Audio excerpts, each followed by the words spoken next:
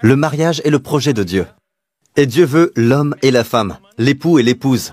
Dans le cadre du mariage, le sexe prend une autre dimension. D'accord? Une véritable vie sexuelle épanouie. Le diable vient et enlève le sexe du cadre du mariage. Et le diable souhaite que cela affecte l'homme, pas seulement dans son corps, mais aussi dans son esprit. Et alors il couche avec n'importe qui. Et il pense que ce n'est rien. Mais laissez-moi vous dire ceci. Si je prends un morceau de papier et que je le colle à un autre morceau de papier, et je le laisse pour 1 heure, ensuite je vous passe le papier et je vous dis d'essayer de séparer les 2 morceaux de papier de la façon la plus précise possible. Vous serez incapable de le faire. Certaines choses sur ce papier seront collées à l'autre papier et vice-versa, car ils sont devenus un. Dieu veut que l'homme et la femme soient un. Vous pouvez défendre votre cas jusqu'à vous dire « je ne crois pas en Dieu » et ce genre de choses, mais vous quitterez ce monde dans une boîte ou incinéré. La manière dont Dieu l'a voulu. Et je vous dis, peuple de Dieu, si vous voulez vivre à 120%, si vous voulez d'une longue et heureuse vie, il y a un domaine où vous devez être vigilant. D'accord? La pureté sexuelle.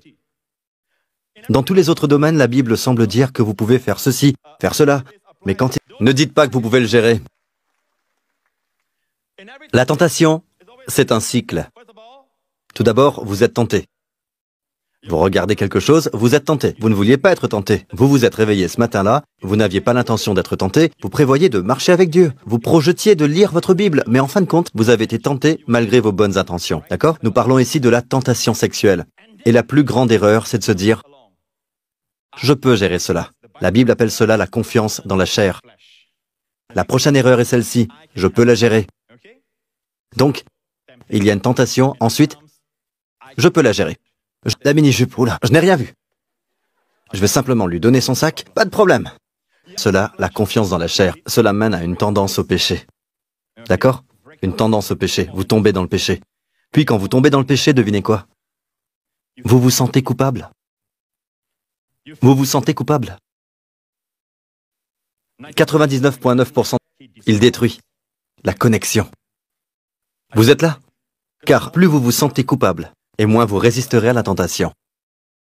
C'est un cercle vicieux. D'accord? Maintenant, certes, il y a des péchés qui sont moins graves, et il y a des péchés qui sont plus graves. Quand vous péchez contre votre corps, c'est différent des autres péchés. Voici la preuve dans les Écritures. Regardons 1 Corinthiens 6. Ne savez-vous pas que celui qui s'attache à la prostituée est un seul corps avec elle? Car est-il dit, les deux deviendront une seule chair. Mais celui qui s'attache au Seigneur est avec lui un seul esprit. Fuyez. Fuyez l'impudicité. En passant, les mots immoralité sexuelle ou impudicité, c'est porneia. Porneia, cela semble familier, n'est-ce pas? Porno, porneia. L'immoralité sexuelle inclut fuyez, détalez. Quelque autre péché qu'un homme commette, ce péché est hors du corps. Donc cela inclut la peur, le souci, le tracas, se plaindre, murmurer. Quelque autre péché qu'un homme commette, ce péché est hors du corps. Mais celui qui se livre à l'impudicité pêche contre son propre corps. Amis, vous savez, Dieu est en train de montrer qu'il y a diverses conséquences dépendant du péché commis. Savez-vous ce qui affecte votre corps et vous donne une maladie chronique et des... Vous voyez ça? Quelque autre péché qu'un homme commette, ce péché est hors du corps. Mais celui qui se livre à l'impudicité pêche contre son propre corps. C'est là la différence entre certains pasteurs et moi. Ils diront que cette personne a besoin d'une délivrance. Cette personne doit confesser son péché. Je ne suis.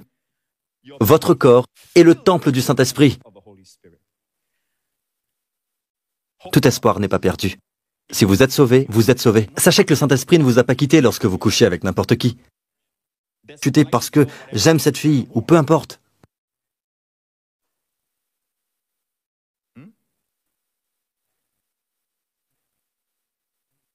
Loué soit Dieu. D'accord? N'est-ce pas merveilleux d'avoir toujours le Saint-Esprit en vous? Le mot « est au présent. Ne savez-vous pas que votre corps est le temple du Saint-Esprit qui est en vous, que vous avez reçu de Dieu, et que vous ne vous appartenez point à vous-même, car vous avez été racheté à un grand prix? Quel prix? Voyez-vous, Pasteur Prince, à présent je peux faire ce dont j'ai envie de mon corps. Pas si vous êtes chrétien, vous avez été racheté. Donc, puisque vous avez été racheté à un grand prix, glorifiez donc Dieu. Où? Dans votre corps. Et dans votre esprit, qui appartiennent à Dieu. Comment glorifier Dieu dans mon corps? Dieu dit, gardez-vous purs sexuellement, que quand les gens regarderont votre corps, ils verront ma gloire.